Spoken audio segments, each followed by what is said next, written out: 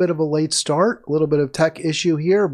That was purely user error. Sometimes the tech problems that beset me are the computers, there's a gremlin, what have you. This was just, I forgot to click one of the buttons I need to click. So that's why we're getting a late start. I do apologize for that. It is the free-for-all. It's Halitics. I'm Hal Ginsberg. Please click like. Please click subscribe. I was talking to a friend of mine yesterday, and he's like, Hal, I know I'm subscribed, but I don't seem to get your, the notifications that you send out about your program. And so you need, when you click subscribe, you want to make sure there's a little bell. Let me see if I can play this for you. So you see on the top right, yeah, the little bell that's ringing, you want to make sure that bell's ringing. Otherwise, you won't get the notifications. That's if you want the notification, which I think is good to have because then you're notified when I'm going live. And if you want to call me, I will take your call. I will take anybody's call when I'm live, 240-242-5646. I don't know the phone's ringing when I'm not live. So if you call that number and I'm not live, I won't know. I won't answer. But I will know when I'm live. So I hope you'll take an opportunity, especially on a Friday, if I say something that you're like, hey, that doesn't sound right, or that sounds really right. Either way, please do give me a jingle, and we'll talk about it. That's what I do that's different than I believe pretty much any other. There's a few. I've seen what's his guy really, really find offensive most of the time, Sam Cedar. But he does take calls now and then. I don't like the way he talks to his callers. I think he's smarmy, condescending. He doesn't listen to what they have to say. He uses them as props to promote his own neo-lib agenda to a significant. I mean, he's somewhat progressive. I want to say too neo-lib. I mean, he's for Medicare for all, but ultimately an any blue will do agenda. And he also uses it he uses his callers as props to settle scores against I believe his superiors in the YouTube live stream video cast podcast universe, including both Brianna Joy Gray and Jimmy Dore, neither of whom is perfect, but both of whom are significantly better. I mean, miles ahead of Sater. All right, why did I open today's program with a slide from yesterday's program that I thought I went into pretty closely? So the reason is I discussed the two different pollsters who released general election polls on Wednesday in the context of, I mentioned Brianna Joy Gray, her program On the Hill, Rising with Robbie Suave. I mentioned that I didn't like the way they presented the Harris X Messenger poll at all. They presented it as though it was a credible poll. Wow, look, Trump's got this huge lead. It was clickbait. People constantly, especially those of us on the far left, looking for signals, symptoms, signs that the current warmonger in chief, the corporate shill in charge of the country, the Democrat, is flailing, is falling way behind. We want to use that as leverage to say, see the Democratic strategy, if you will, that's dictated by corporate donors, the financier class. Not only is it really bad for the country, not only does it harm us in terms of the economics, in terms of the foreign policy, not only is it destructive, but it's also losing. It's a loser. You can't even keep winning elections when you pursue the kind of pro-war, pro-Wall Street, anti-Main Street agenda that Bill Clinton pursued, that Barack Obama pursued, and that Joe Biden is now pursuing. That agenda, you may win an election or two because people see Republicans who are just as bad or even worse, arguably, but in the end, it's a merry-go-round where we just keep seeing the same not very appealing horses over and over in every 4 years, every 2-year election. So on the left, we're like, oh, look, the warmonger neolib shill Democrat is losing. But it was kind of BS because the whole argument was based on this garbage poll, this Harris X garbage poll. And the reason I'm bringing it up now is because I made a mistake, because I criticized the Hill Rising for their mistake well, I don't think it was a mistake. I think it was just a decision. Hey, the Harris X poll is sexy. It's clickbait. It shows Trump with a big lead. So let's run with it. And we won't tell people about the fact that the poll sucks. And also that in a much more reliable poll, the Econ YouGov, it's a dead heat. The problem with my analysis is that what I relied on, what I shared with you to prove the garbage nature of the Harris X poll, the lack of any reliability in the Harris X poll. The problem was that I used the wrong Harris. So basically 538. Now, by the way, I was right. Okay. Harris X is not a reliable pollster anymore. Well, slightly more, but I used Lewis Harris and Associates to conclude that the Harris X poll was a bad poll. But it isn't. It wasn't by Lewis Harris and Associates. By the way, Lou Harris, I believe, is ultimately, the same name, right? It's the Harris X is Lou Harris. Lou Harris and Associates is Lou Harris. So it's the same Harris. But the pollster that conducted the polls, the one that showed Trump up by 7 in just a head-to-head matchup with Biden and up by 9 when you include West and Jill Stein and you include, I don't know, who was the fifth person in there? So there's another person as well, RFK Jr. When you include them, according to Harris Insights, Trump up by 9. So I'm saying those polls aren't reliable. Those polls are garbage polls. Don't believe them. Lou Harris has a terrible track record, but Harris Insights isn't much better, ranked 214. So I knew it was Harris Insights actually, but I had just put the slide deck together incorrectly and copied the wrong pollster. So Harris Insights and Analytics, a 1.3 rating, just over 1 star, compared to YouGov, the 4th highest ranked poll of all in 538's rankings. And they base those rankings on how correct they are, how successful they are. Do they get it right or do they get it wrong? So clearly Harris X doesn't get it right very often, and YouGov gets it right very often. And YouGov has the race a dead heat. So my point was, don't necessarily go to the Hill Rising for reliable, credible information. They used an outlier poll by a garbage pollster, or a weak, maybe garbage is too strong, a poor pollster, an unreliable pollster, a pollster with a bad record. That's upon whom they relied for their clickbaity video. I'm disappointed by that.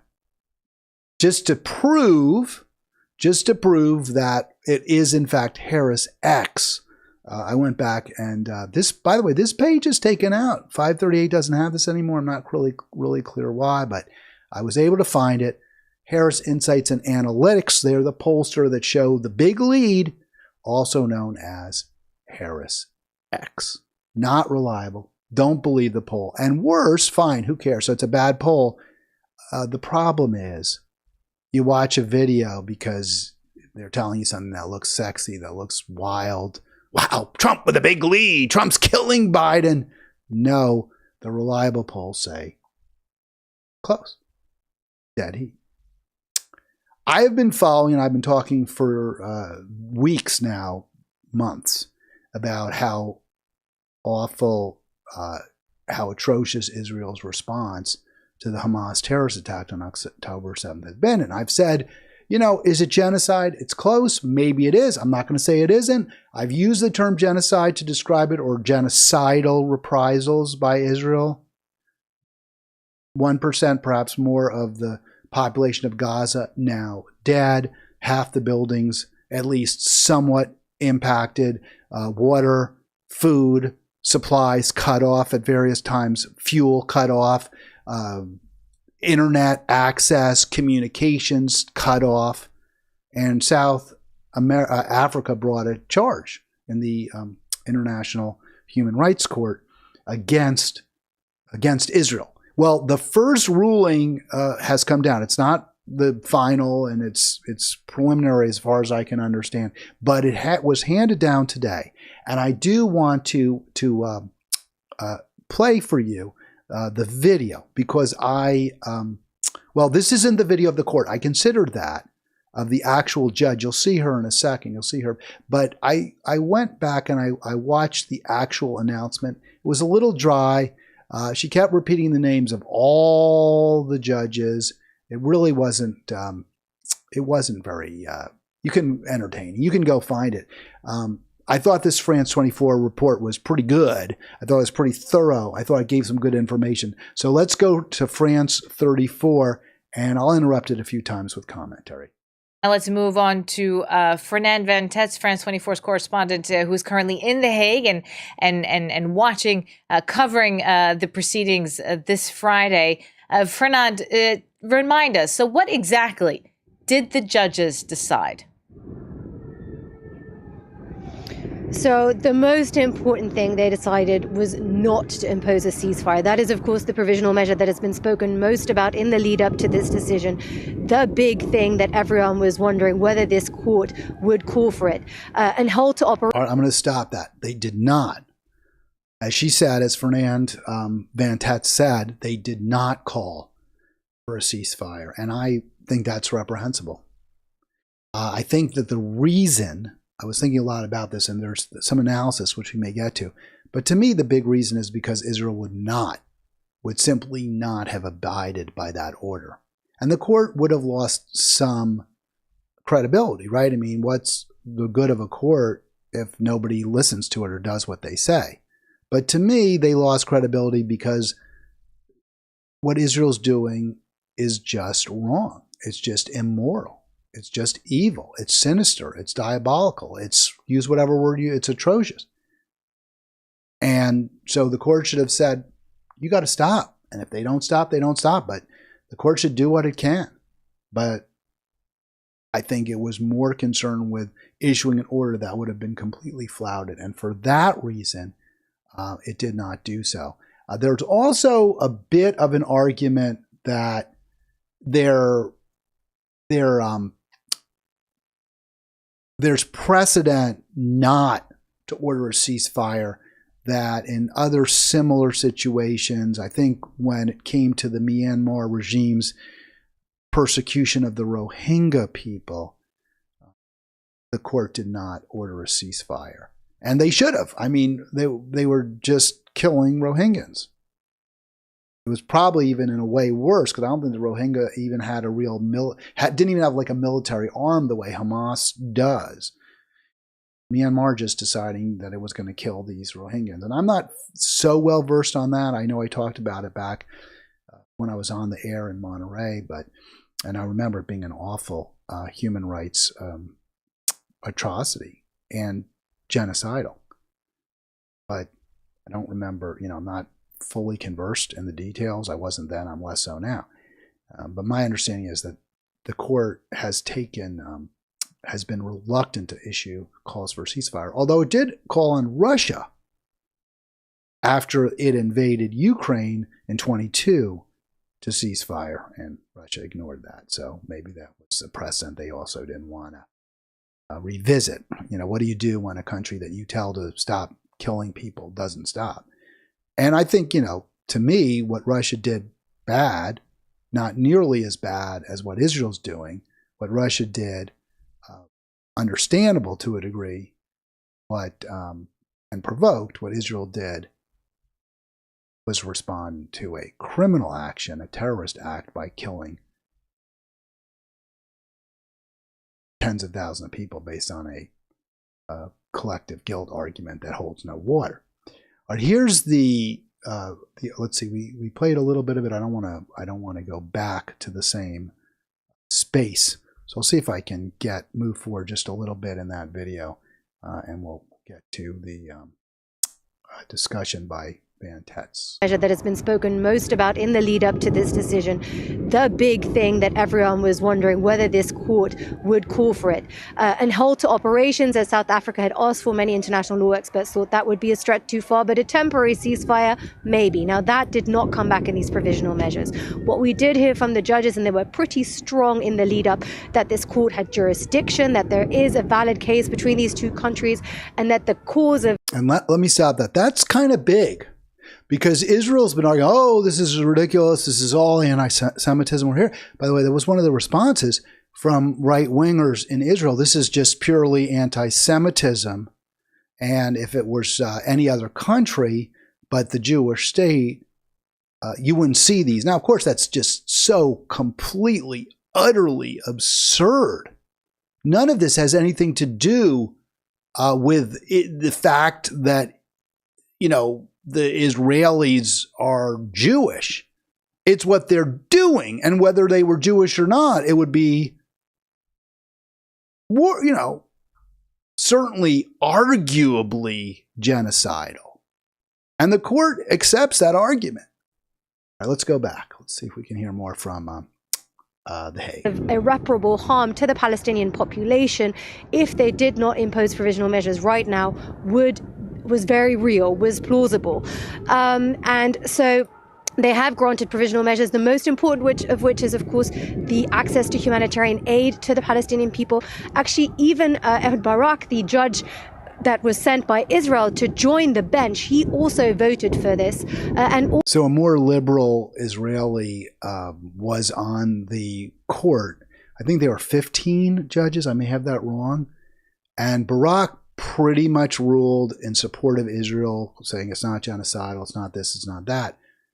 No ceasefire, which, by the way, did not pass. But he did say, yeah, you gotta let the Red Crescent in, you gotta let observers in, you gotta let food, you gotta let fuel, you gotta let supplies, you gotta let healthcare, pharmaceuticals, all that, medicines, you gotta let them in, and you're not.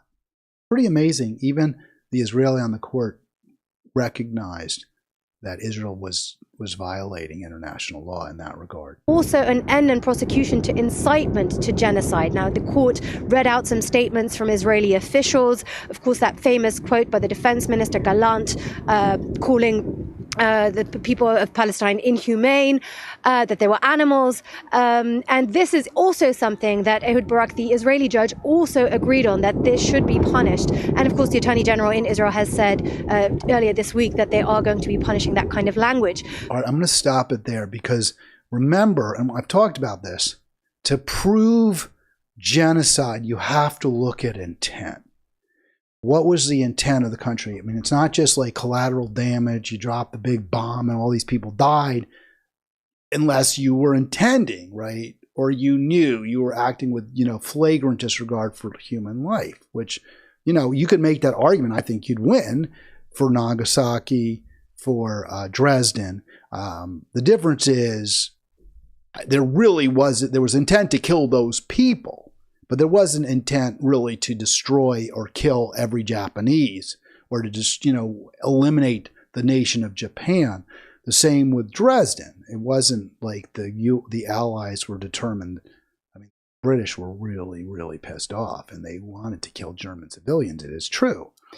But it wasn't part of a grand scheme to wipe out the nation of Germany. That wasn't part of the Dresden bombing. Whereas what's going on in Gaza does plausibly look like a plan to wipe out that client state of Israel, if I can put it that way. That said, and what Yoav Gallant said, the defense minister, is pretty bad. But I went back and looked at it, and I really try to be as honest as I can with everything that I do here. And I feel like it's a little bit out of context to argue that the statement about animals was a specific dehumanization. Now, you can argue with me to say it's differently. I'll play you the video. I'll explain what I'm thinking. I'm not saying Israel isn't guilty of genocidal action. I'm not saying that they didn't act completely disproportionately. I believe the only solution is a one-state solution.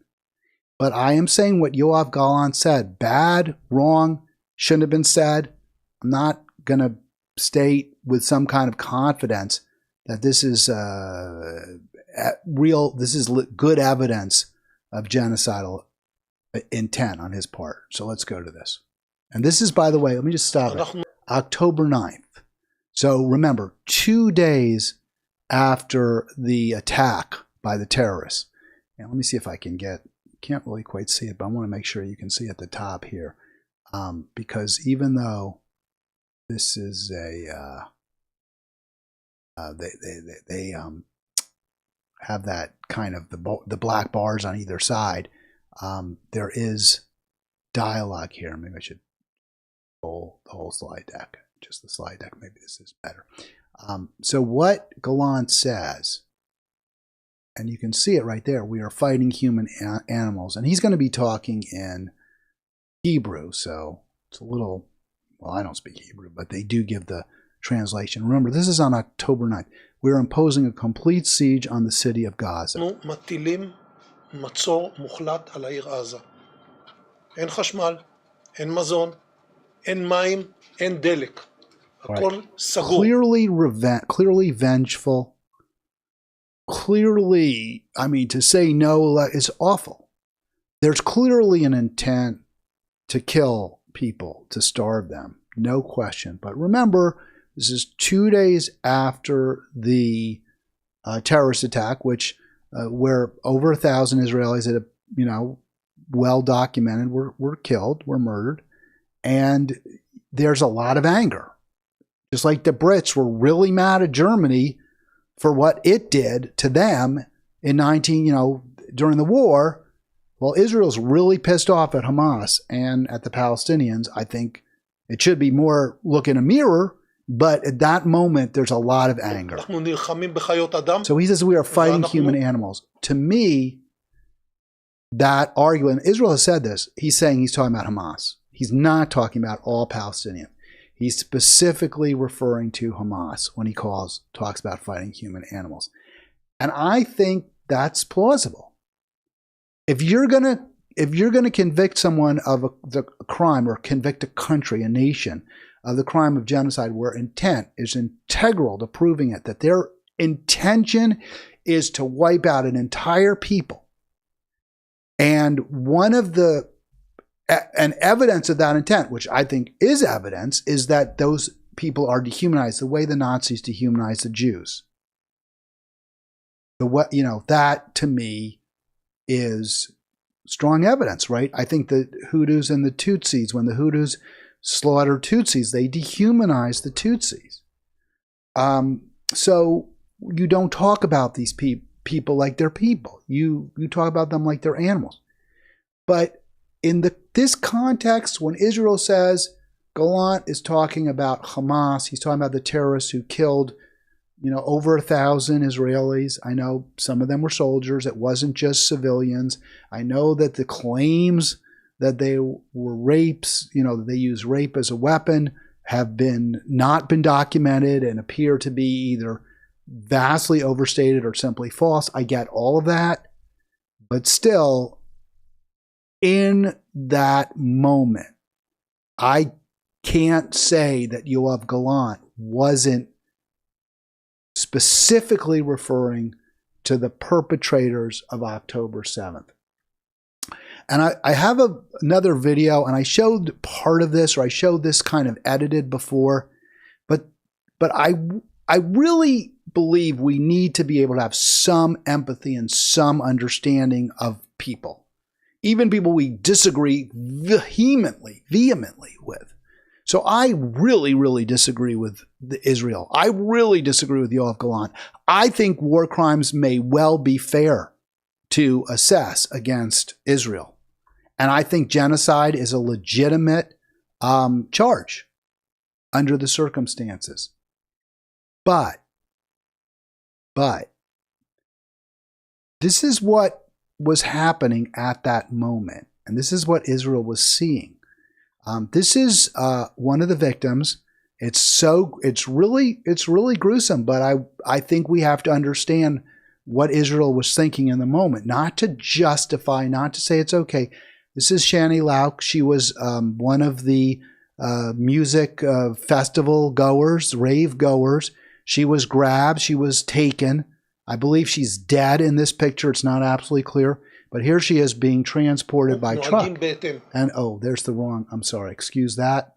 Let me just get that video up for you if I can. And I've got another video I'm going to show too, but I will show this very, very quick. I'm not going to belabor it,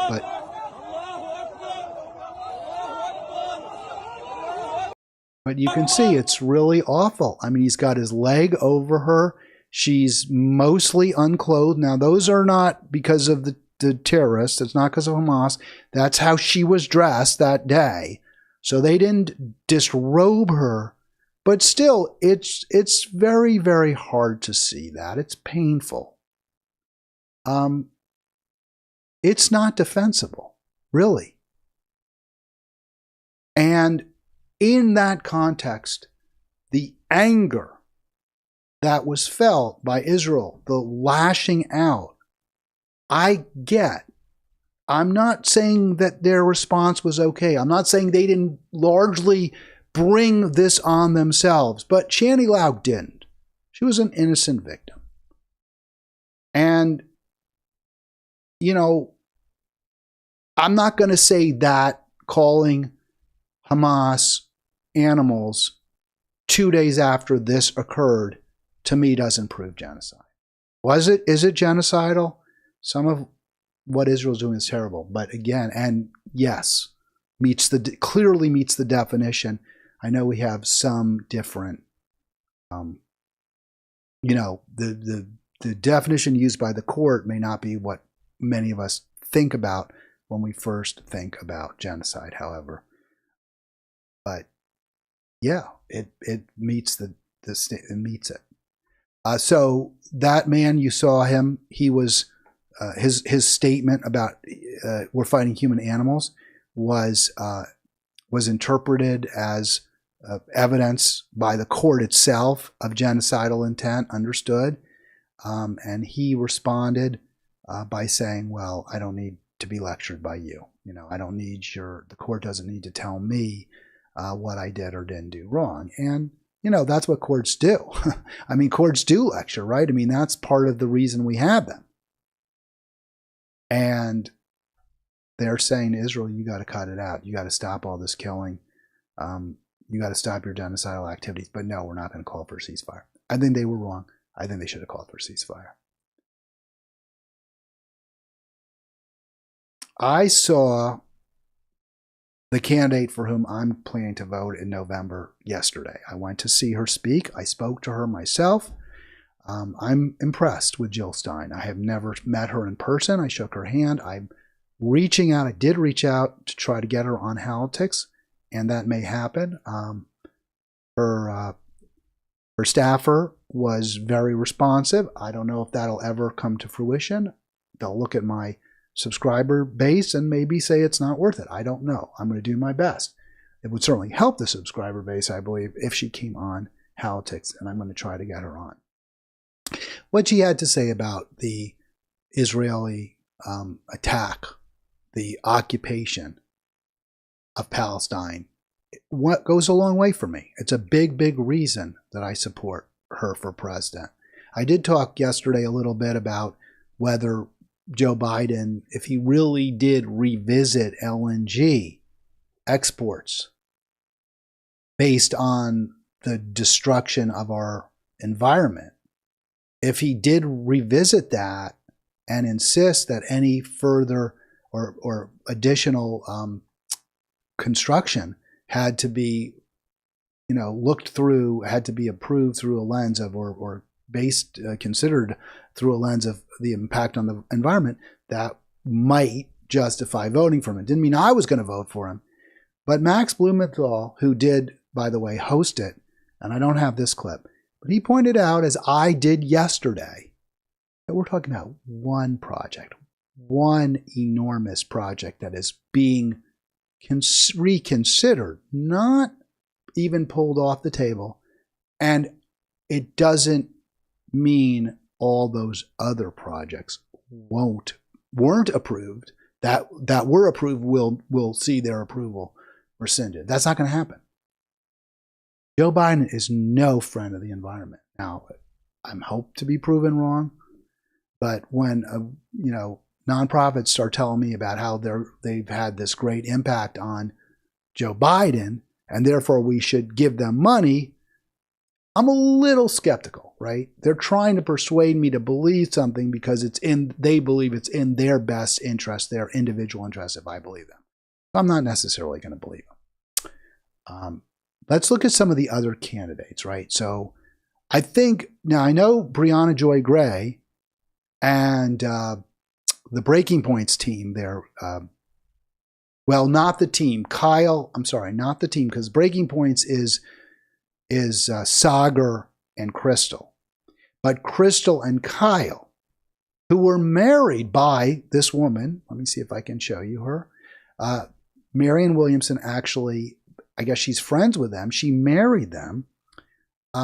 They've told us we're supposed to vote for her. They tried to shame us into voting for her because there's just such an enormous difference between Biden and well, first of all, we're supposed to vote for Biden. But in the primary, in the general, we're supposed to vote for Biden because there's such a huge difference. But then in the primary, we should vote for her.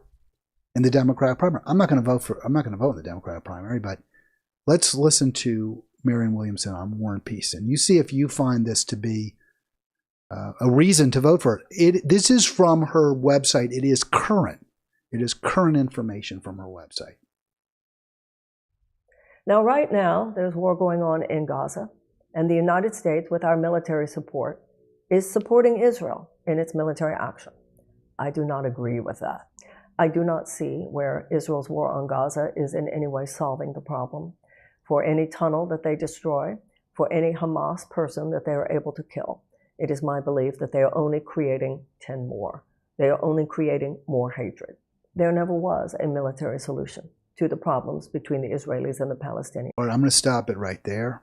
Batting 1,000 for me right there. Right? She's batting 1,000. She's saying the military action by Israel is only creating more terrorists, more hatred. It's only going to make Israel less safe. She's right. So right there, way to go. And the solution cannot be a military one. So yes, you're correct, Marianne. Now let's continue. There never was, and there isn't now. There is only one path to peace in the Middle East, and that is justice. Justice, justice, thou shalt pursue. And that should be the goal of the United States. All right, I was a little put off by the justice, justice, thou shalt pursue, but I'm going to assume that's a quote from the Bible, or I'm not really clear where that came from, but I'm going to assume that. And I'm okay with it. I agree with that. If you want peace, work for justice. I often say that. If you want peace, work for justice. So far, again, Williamson she's knocking it out of the park at this point. Let's continue. States as a friend and ally of Israel. Now, I have a problem with that. She wants us to remain a friend and ally. I don't know why we need to be a friend and ally of Israel. I mean, I guess it's fair to, I don't hate that. I'm not going to say that's a problem or that I wouldn't vote for her because of that.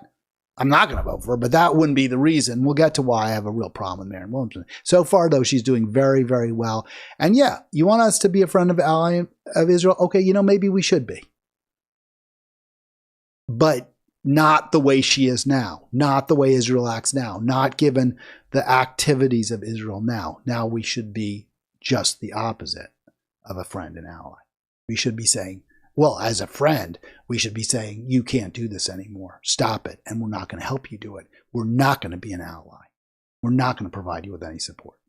Saying far more loudly for quite a while now that those settlements are illegal, that the occupation of the West Bank is illegal, and that siege and blockade in Gaza are wrong. The only way that situation will be solved is through a ceasefire, an ending to that military activity, release of the Israeli hostages, and architecture for a two-state solution. All right, so that's where she completely loses me. That last phrase, architecture for a two-state solution. The only solution is a one-state solution. And I know this is really, really hard. It's really hard to say, and I know she's Jewish and she's been a supporter of Israel, the state of Israel, the Jewish state. Just can't have that. You have to have a secular nation that includes everybody in the region. There's simply no way. Gaza City is basically desert. It has very few resources. It cannot sustain the people who are crowded in there. Israel isn't going to give up its more fertile areas. It's not going to give up its more pleasant areas where around the Sea of Galilee and along the eastern coast of the Mediterranean as opposed to the southern coast, which is where Gaza is. It's not going to say okay to that. And its people would never, the citizens of Israel would never do that. And even those who live in what is Israel, right, the west of Jerusalem, west of the West Bank, north of Gaza, north of the Negev desert, there are lots of non-Jews who live in that area. A lot of Palestinians, Muslims, some Christians. And they're not first-class citizens. They don't have full rights of citizenship in that part of Israel. So even if you had a two-state solution, not every current citizen or resident of Israel would be equal. Some would be more equal than others, even under your two-state solution, Marianne. And it would be a weird two-state because the state of Israel itself separates the West Bank from Gaza. And all these settlements, as Miriam Williams said, stop it. Those settlements have broken up the West Bank. So how are you going to somehow come up with a two-state solution? You're going to tell all the settlers to go back to Israel? Fine. This isn't going to work. There has to be a one-state solution. Everybody is a citizen. Everyone has freedom of religion. That's the solution. And yeah, there needs to be some kind of, reparations, some kind of, certainly a massive wealth transfer to the poor, struggling and working people in the region. The vast majority of whom, not all, but the vast majority of whom are Palestinian. There needs to be economic justice along with political justice. That's the solution. When you call for a two-state solution, you lose me. Now, even that, I guess, wouldn't stop me from voting for you. Jill Stein didn't talk about a two-state solution. I think she gets it has to be a one-state solution. But hey, at least you're talking about peace. You're talking about a country for the Palestinians. But theocracies don't work. Israel's a theocracy. It's a religious state. It doesn't work. It just can't work for the people who live it. Just like Iran, theocracy, huge problems. Saudi Arabia, theocracy, huge problems. In order for that two-state solution to be planned and effectuated, it's going to take an international consortium. The United States cannot lead this, but the United States can be a passionate partner in this, along with many countries, including and primarily Arab powers. The next war that the United States has been quite involved with in terms of support is the war in Ukraine. Now, I know that the United States doesn't have completely clean hands here. However, none of that justifies... Not even close to clean. Not even close. All right. And so I wanted to play the section on Ukraine because this is where, again, I can't vote for her. So she immediately pivots to starting to blame Putin. She does kind of get to the right place in the end. I found her less offensive than I thought. This is her website. She said, a year ago, 9 months ago, she supported Biden's policy, which was, just arm Ukraine to the teeth and let's have endless war. That was his policy, and she supported it for an awful long time. She'll even talk about it. Atrocious behavior of Vladimir Putin in his invasion of a sovereign nation of Ukraine. And for that reason, I have supported U.S. military support for Ukraine. And so that showed remarkably bad judgment. From the beginning, we should have made any support for Ukraine contingent upon them pushing aggressively with us to negotiate with Russia, come up with some kind of peace with Russia. And, if Russia said no, they say no. But that should have been, everything we did should have been contingent on willingness to negotiate at all moments with Russia, with a recognition that the U.S.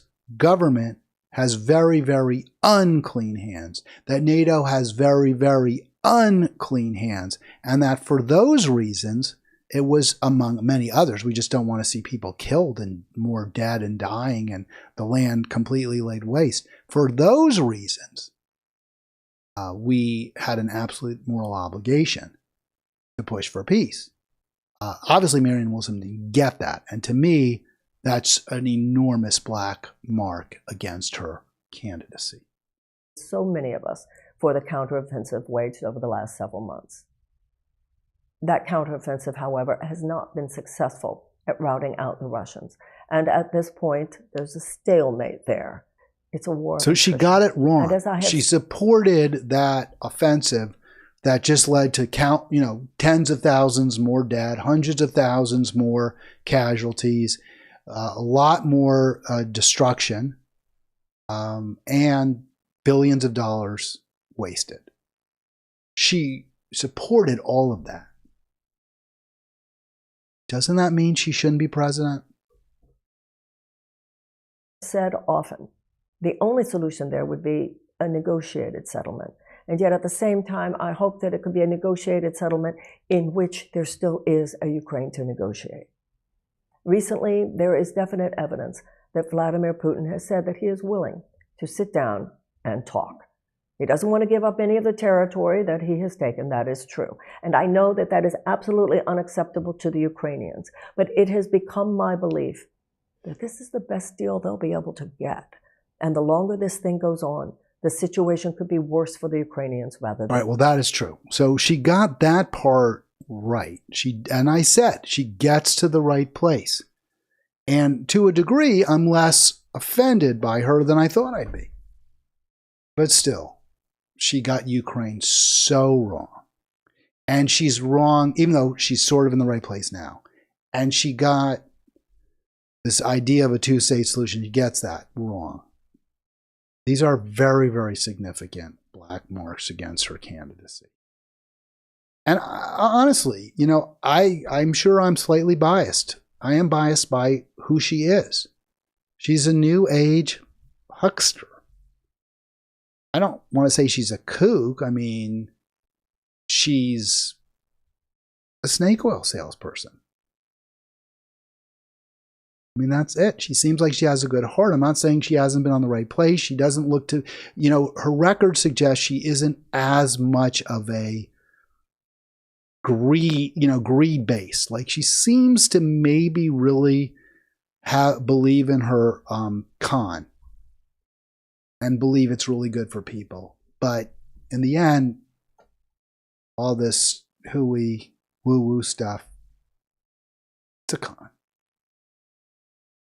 I'd vote for a con person who was running for president if I thought their policies were going to be the best. It would kind of bum me out a little bit because I have a problem with hustlers and, people who do that. But what matters is what policies they pursue in the White House. And clearly, Marianne Williamson's policies aren't that bad on a lot of issues, and they've gotten better. But no, I'm not voting for her. Here is RFK Jr. RFK Jr. I had far more hopes for than Williamson for several reasons. He was a lawyer. Not that that's so great. Not that that's maybe even better than being a best-selling self-help author. Maybe it's really not, right? Depending on the kind of lawyer you are.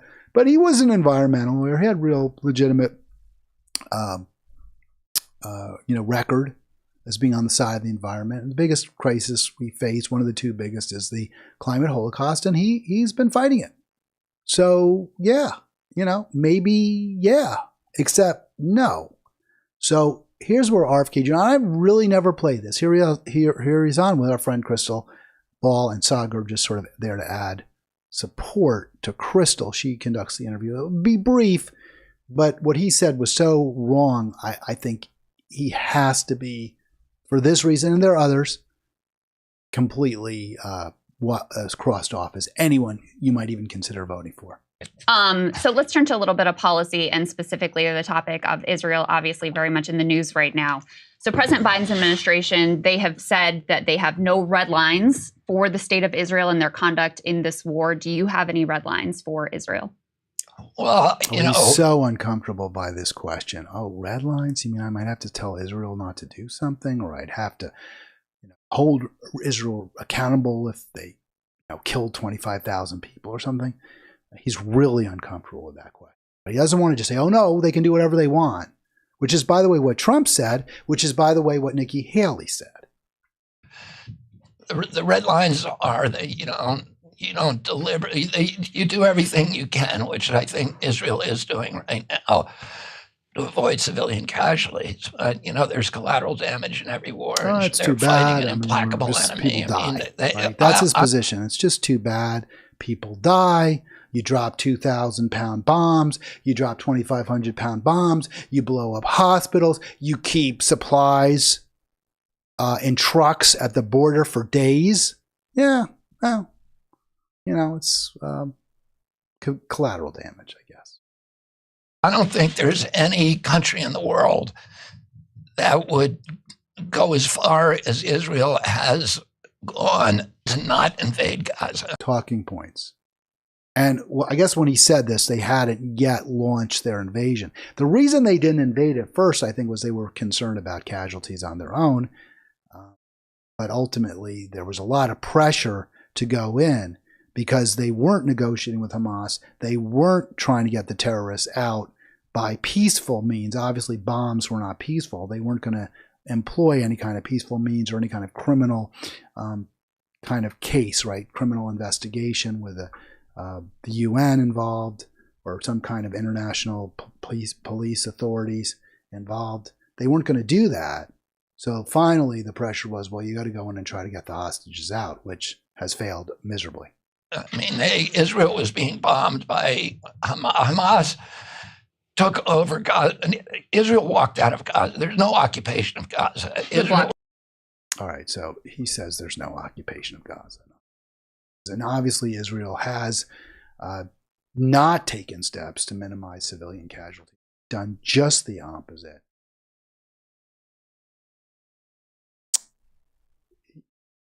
Just not acceptable. So let's get to the candidate I do like, the candidate I think is best. Just going to play a few clips. We're almost at the end of the program, which is fine. I mean, I hope you guys have a great weekend. I know Arlen and I will be excited on Monday, I think, to talk what? Football? Yeah, because there's like games. So that's what he and I will, I'm sure, it'll be mentioned. I'm not saying it's the only thing we're going to talk about, but it'll be mentioned. But let me get this up. So here's, I'll just pare it back a little bit. Max Blumenthal from the Gray Zone. And it was pretty cool to see Max. And, I've never met him before, but I thought he did a real nice job. I thought he was pretty classy up there. So way to go, Max Blumenthal. And there's Jill Stein. You can see her. So here he is going to ask, oh, there you go. Let me turn up. There's Max. There's Stein, Dr. Stein. Let's see and hear the question, which I thought was a good one, and the answer as well. Very simply, as God. By the way, the audio was terrible. That's not my fault, and you don't hear the question, but she's going to rephrase it. But the question he asked is, why are you supporting a ceasefire? Why are you opposed to more war in Gaza? Why are you so critical about what Israel's doing? Here's Jill Stein's answer. We all go. Gaza is the laboratory right now for empire to run roughshod over human rights, over international law, over any promise of a decent future. And we allow this to happen at our own peril. Gaza is us. And, you know, not only that what's happening in Gaza, it's a more extreme form. We know that. It's the worst assault on lives, on physical infrastructure, on the press, you name it. It's really setting records as an assault on humanity. But the principle is fairly commonplace, I'm sorry to say. If you look at the track record of the American empire after 9/11, in those wars, we've now chalked up something like 6 million deaths caused by these wars essentially triggered by weapons of mass destruction that did not exist, and the sequela of that. So on so many levels, it's just really important that we fight this, and I think it's the fight of our lives here. And I'll just one other comment about that, which is that the flip side of the endless war machine is that it takes away from all of the life-affirming things that we need to do. That right now, the endless war machine is costing us, it's well over $1 trillion a year if you add up the many divisions, which is not just the Pentagon budget, it's also the energy budget, it's the budget for Veterans Affairs in order to take care of our wounded soldiers who put themselves on the line. So it's a huge amount of money, but it's over 50% of the congressional budget. So we are not funding children in poverty, whose numbers have skyrocketed. We are not funding, why are young people mired in debt? You have 44 million young and not so young people who are essentially locked in a life of student debt peonage.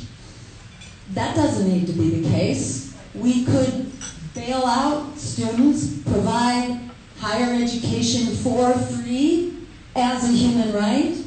We should be providing health care. The richest nation in all of the world, in all of history, it's absolutely shameful that health care is not provided to everyone. From head to toe, from cradle to grave, that can all be done. And in fact, it doesn't cost us anything. It saves us money. A well-kept secret that Medicare for All expanded to cover mental health care and eyes and hearing aids and your glasses and everything. And from the moment of conception to the point of death, that actually would cost us less if we simply moved to a single payer, one insurance type system, as in Medicare. So, all right, I'm going to stop it there. I mean, that was a long, she goes on. That's something she does as she goes on, but she connected the dots very, very well. She didn't say it the way I do, but it was clear she views Gaza as a moral imperative that we stop supporting Israel at this point, that it's a crime, that whether you call it genocide or not, Israel's committing war crimes. She gets that. She gets the cost, how by focusing on endless war, the very, very real needs of Americans are being given short shrift. Even in a case where it would save money if we had universal care.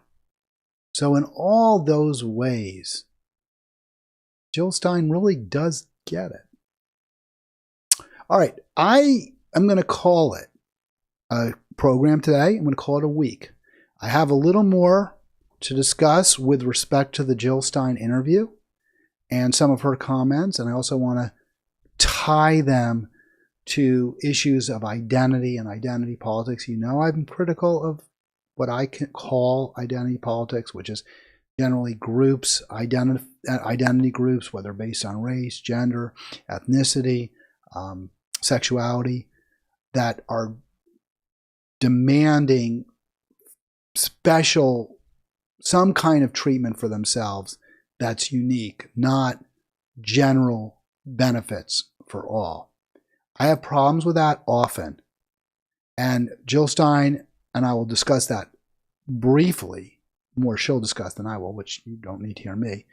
But I'm also going to, and I was going to do it today, but I don't have a chance, give you, when it comes to trans care and how trans people are treated in our society, why I believe it is important that there be advocates for identifiable groups like the trans community, like the African American, that yes, there is definitely a place for that kind of identity politics where we discuss the specific needs that are unique and often greater for individual members of that community than they are for members of other communities. I think that's really important.